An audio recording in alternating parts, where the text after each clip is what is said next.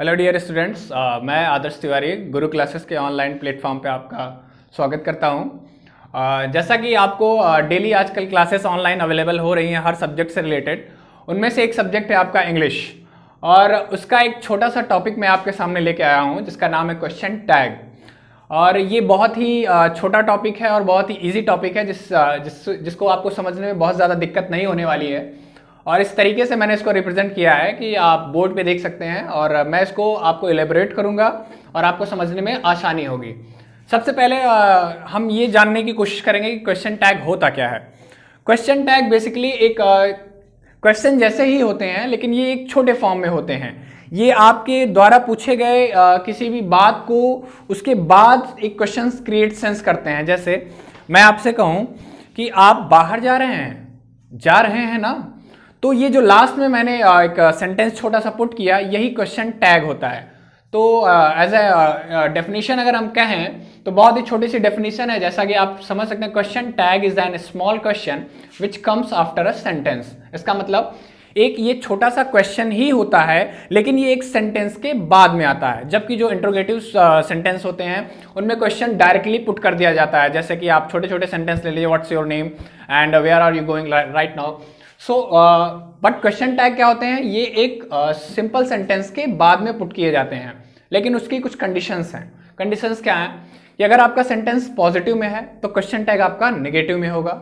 यदि आपका sentence negative में है तो क्वेश्चन टैग पॉजिटिव में होगा। जैसे पहला हम एग्जांपल लेते हैं कि राम वर्क्स हार्ड डजंट ही।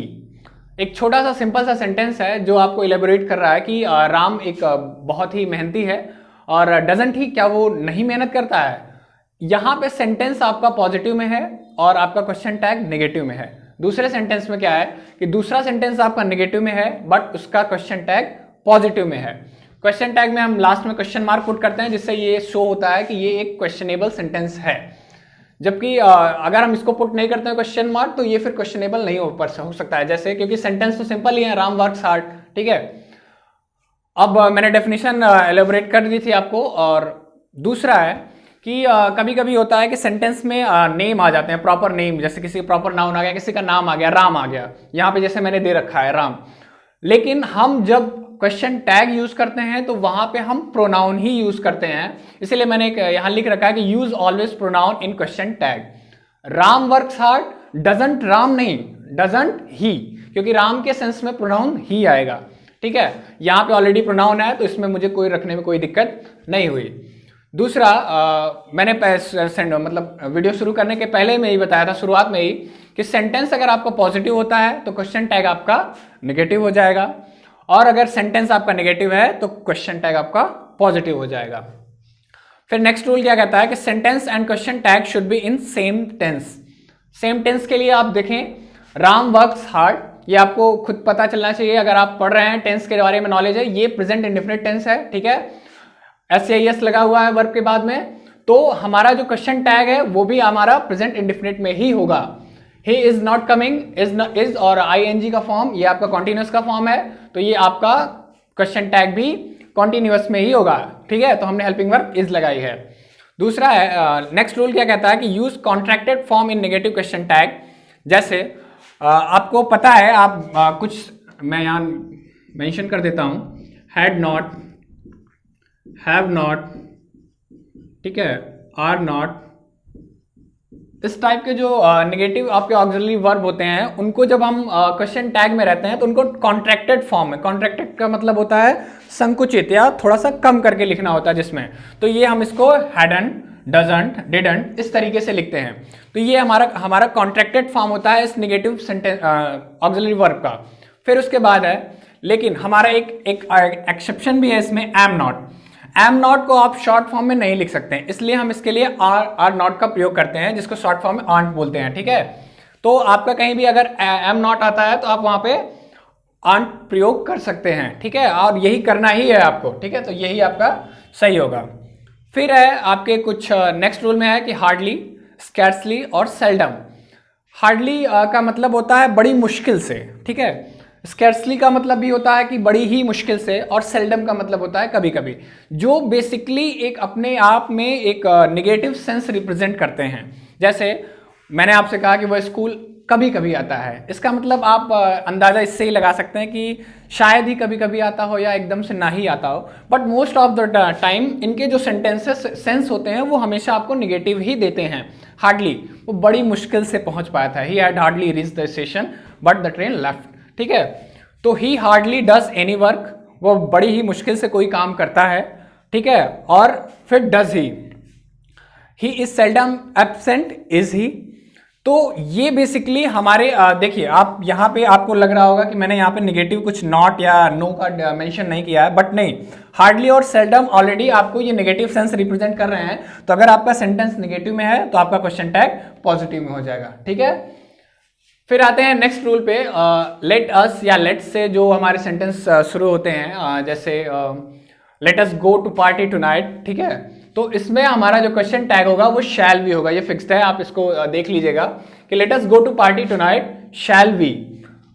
फिर आपका आता है, ये आपके इंपरेटिव सेंटेंसेस चल रहे हैं, जैसे जिसमें आप ऑर्डर देते हैं, रिक्वेस्ट करते हैं, ऑफर करते हैं। ठीक है, ऑफर के सेंस में क्या होता है कि हैव सम मोर टी, ये पोलाइट वे में होता है। हम आप किसी से रिक्वेस्ट कर रहे होते हैं किसी चीज़ों के लिए, तो फिर उसके आगे हम लोग अपना मेंशन करते हैं, वुड यू या विल यू, कोई भी एक आप यूज कर सकते हैं।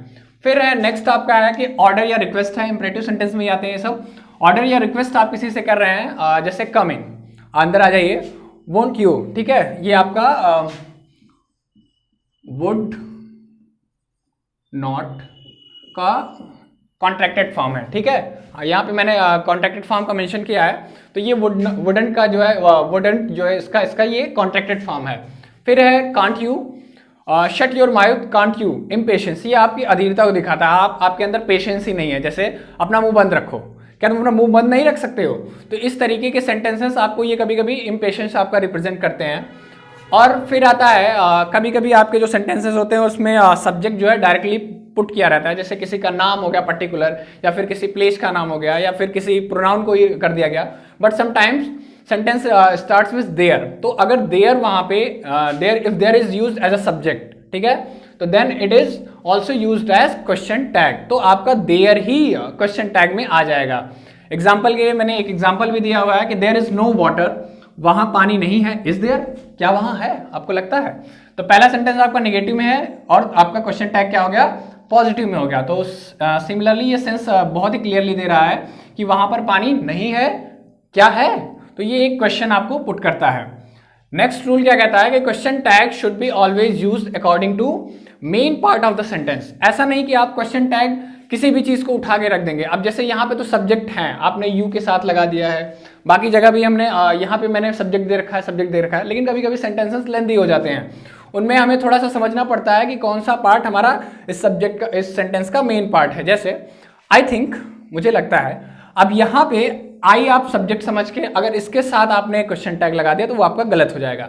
सबसे पहले आपको ये समझना है कि इस सेंटेंस में मेन पार्ट क्या है। मेन पार्ट का मतलब होता है कि जो इस सेंटेंस में जो काम किया जा रहा है। पहले जैसे आई थिंक, मुझे लगता है, ही इज राइट, वो सही है, इजंट ही, क्या वो सही नहीं है?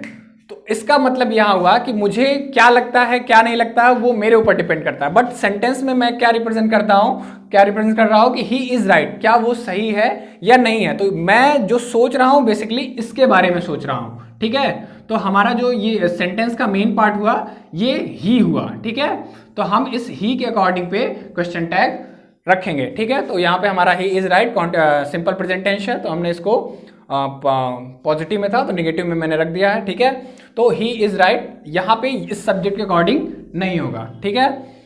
फिर मैंने इसमें आपको कुछ 4 एक्सरसाइज के लिए ऐसे ही दे रखा है। कमेंट सेक्शन में आप इसको, अगर आप इस रूल को पढ़ने के बाद अगर आपको लग रहा है कि आप इसको कर सकते हैं, सॉल्व कर सकते हैं, तो आप कमेंट सेक्शन में इसको लिखेगा, ठीक है। उसके बाद अगर इस टॉपिक से रिलेटेड आपके पास कोई भी प्रॉब्लम है तो आप कमेंट सेक्शन में लिख सकते हैं। और ऐसे ही छोटे छोटे टॉपिकों के लिए हम आगे भी आपके लिए वीडियो ले आते रहेंगे। ये basically it was an intro class. और थोड़ा सा मैं इंग्लिश के इंपॉर्टेंस के बारे में बताना चाहूँगा कि इंग्लिश जो है लैंग्वेज के पोर्शन में बहुत ज़्यादा सिलेबस तो नहीं है, लेकिन जितने भी हैं वो आपके छोटे छोटे टॉपिकों में कवर अप हो सकते हैं। फिर वो चाहे पार्ट्स ऑफ स्पीच हो, नरेशन हो, वॉइस हो, कुछ भी हो, ठीक है। तो उसके लिए आपको मेहनत करने की बहुत ज़्यादा ज़रूरत नहीं है। अगर आपको अच्छा लगता है तो हम आपको और भी कंटेंट प्रोवाइड कराते रहेंगे। फिलहाल ये पहला वीडियो है गुरु क्लासेस की तरफ से इंग्लिश सब्जेक्ट के लिए। बाकी सब्जेक्ट के लिए आपको वीडियो मिल रहे हैं और आगे भी मिलते रहेंगे। Thank you.